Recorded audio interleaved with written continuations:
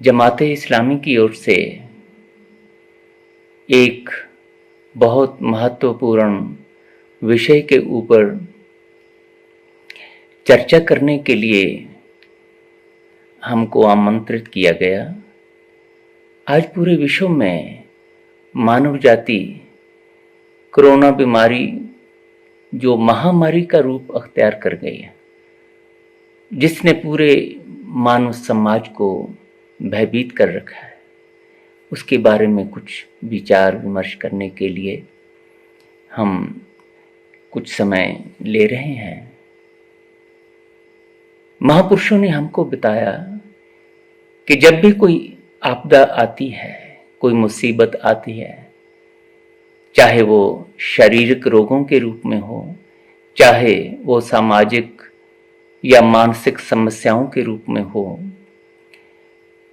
बेशक हम लोग चिंतित हो जाते हैं, लेकिन चिंतित होने से उसका हल नहीं आता। चिंतित होने की बजाय हम चेतन होना शुरू कर दें, चेतन होना सीख लें, तो चिंता विसर्जित होने की संभावना बन जाती है। तो इसके लिए जीवन चिंता रहित हो जाए, आनंदमय बन जाए। धर्म गुरुओं ने, गुरुओं, पीरों, पैगंबरों ने समय समय पर हमको बहुत सी आध्यात्मिक अपनी साधना से जो अनुभवी बातें बताई हैं, ज्ञान की बातें बताई हैं, उनमें से आज मैं आपके साथ गुरु ग्रंथ साहिब की शिक्षाओं के ऊपर आधारित 3 बातें ही साझी कर रहा हूं। क्यों आती है आपदा? क्यों जीवन में या शारीरिक तौर पर या मानसिक तौर पर हम रोगों का शिकार हो जाते हैं? क्यों झगड़े क्लेश सामाजिक तौर पर, पारिवारिक तौर पर हमारे जीवन में हमको दुखी करने के लिए, पीड़ित करने के लिए जीवन में बन जाते हैं?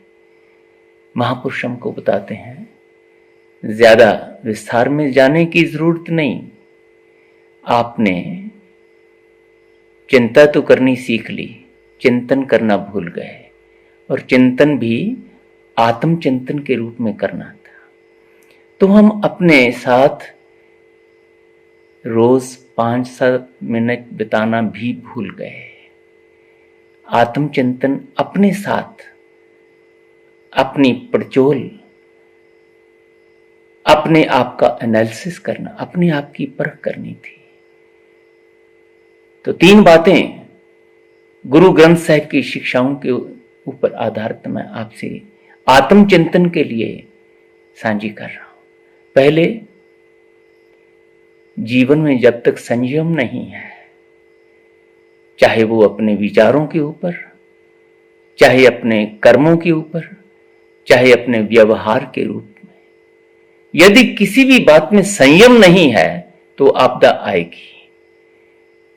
खुराक है, शरीर को तृप्ति देने के लिए, शरीर को ताकत देने के लिए खुराक की जरूरत है, लेकिन उसमें यदि संयम नहीं होगा, केवल रस अनैतिक रूप में हमारे ऊपर हावी हो जाएंगे, तो वो खुराक हमारे लिए बीमारी का कारण बनेगी। विचारों की खुराक है जिसने हमारी आत्मा को, हमारी रूह को, हमारे मन को संतुष्टि देनी है। उसमें संयम नहीं है तो हम मानसिक रोगी होंगे। ऐसे ही समाज में झगड़े क्लेश हैं, मारामारी है। आज बोल रहे हैं लोग कि ये कोरोना वायरस मैन मेड है, आदमी की अपनी ही पैदाइश है। तो इसके पीछे क्या सोच काम कर रही होगी? कहीं ना कहीं खुदगर्जी वाली, अनैतिक व्यवहार वाली, अहं वाली, दूसरे को नीचा दिखाने वाली, अपमानित करने वाली, दुखी पीड़ित करने वाली कोई सोच अंदर काम कर रही होगी किसी के। चाहे वो किसी भी देश में बैठा है, कोई भी है, चाहे वो राजनीतिक है, चाहे किसी और कार्य क्षेत्र में वो काम कर रहा है।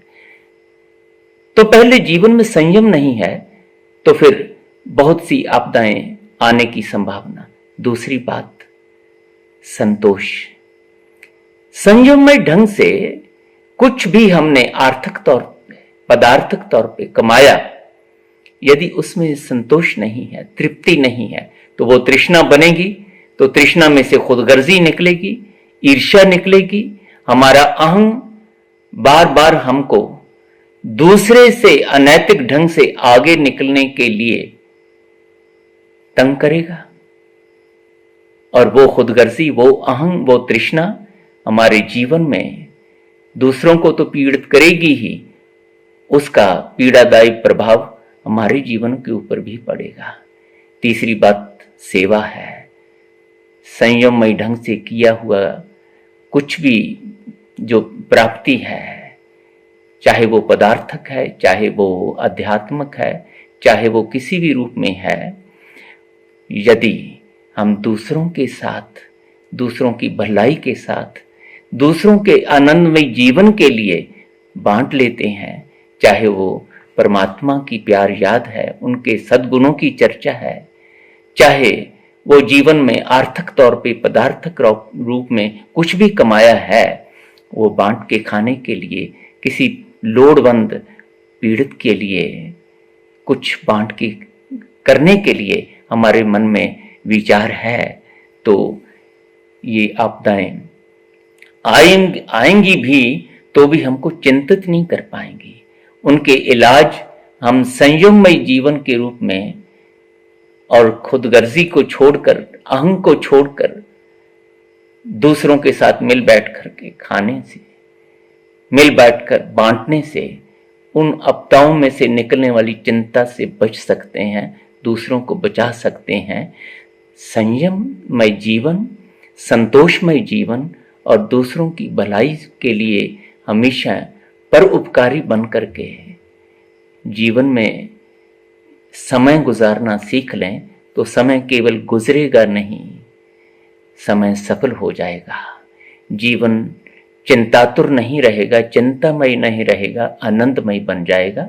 तो आज सिख धर्म, सिख गुरुओं की दी हुई शिक्षा के आधार पर ये बातें मैंने आपसे इसलिए की हैं क्योंकि पूरे विश्व में जो विद्वान लोग हैं, जो आध्यात्मिक चेतना वाले लोग हैं, वो यही बात लेकर के विचार विमर्श कर रहे हैं कि कैसे जीवन में आई हुई इस आपदा को जीवन में से मंफी किया जा सके। पहले कारण, तो कारण जो नजर आए संक्षिप्त रूप में कि जीवन अनडिसिप्लिन्ड हो गया, जीवन संयममय नहीं रहा। वो हमारी खुराक के ऊपर, हमारे विचारों के ऊपर हमको संयम नहीं रहा, तो ये नतीजे अहं के रूप में, खुदगर्जी के रूप में, दूसरों को पीड़ित देखने के रूप में हमारे विचारों में, हमारी सोच में आ गए। उसका नतीजा ये निकला। और दूसरा, संतोष नहीं रहा, भाग दौड़, दूसरों से आगे निकलने के लिए अनैतिक सोच, उसने हमारे दिलो दिमाग के ऊपर अपना पूरा प्रभाव डाल दिया और बेसंयम हो गए, अनैतिक हो गए। सेवा तो उसी में से निकलनी थी भाई।